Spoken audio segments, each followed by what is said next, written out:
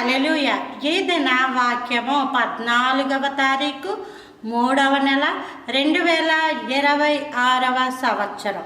మన దేవుడిస్తున్న చక్కటి మాట మార్కు సువార్త 14వ అధ్యాయము 38వ వచనం.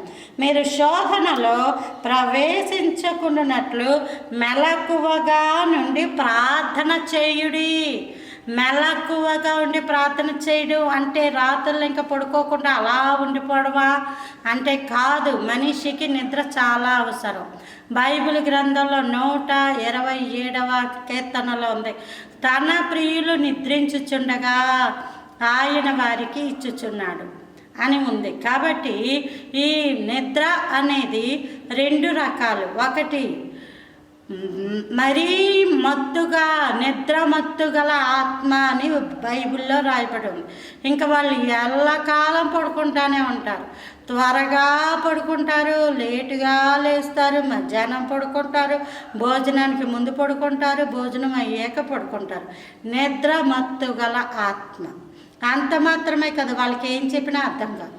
అలా అయోమయంగా ఉంటారు. నిద్ర ఎక్కువైపోతే అయోమయమే ఉంటుంది, మైండ్ హుషారుగా పనిచేయదు.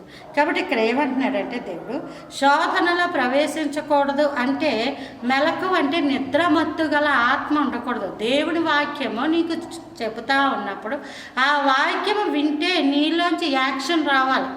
ఆనాడు పేతురు ప్రసంగించినప్పుడు వాళ్ళు అంటారు, అయ్యలారా రక్షణ పొందుటకు మేమేమి చెయ్యవలెను అని ఎలా అయితే అడిగారో, వాక్యము విన్నప్పుడు ఆ వాక్యము ద్వారా నీలో ఉన్న ఆ మనసు ప్రేరేపించబడాలి. ప్రభువారు అమ్మాయి మార్గం గుండా వెళ్తున్నప్పుడు ప్రభువారు వాక్యాన్ని చెబుతున్నప్పుడు వాళ్ళ యొక్క హృదయాలట మండుచుండలేదా అని రాయబడి ఉంది.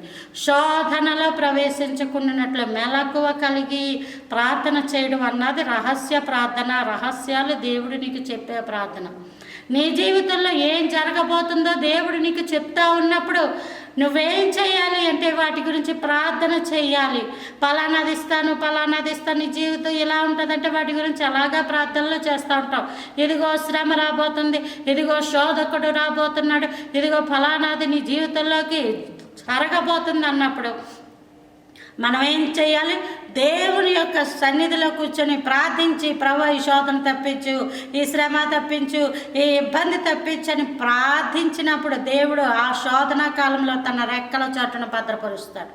దానిని మెలకువ కలిగి ప్రార్థన చేయడం అంటారు.